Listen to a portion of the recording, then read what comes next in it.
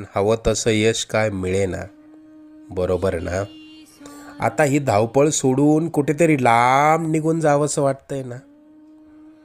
अजून किती दिवस सोसावं लागणार हेच तुझ्या डोक्यात कायम असतं. त्याच गोष्टींना पुरता कंटाळून गेलायस तू. मला माहिती आहे या वेदना आता तुला सहन होत नाहीये. यापुढे अशी समस्या तुला सतावणार नाही.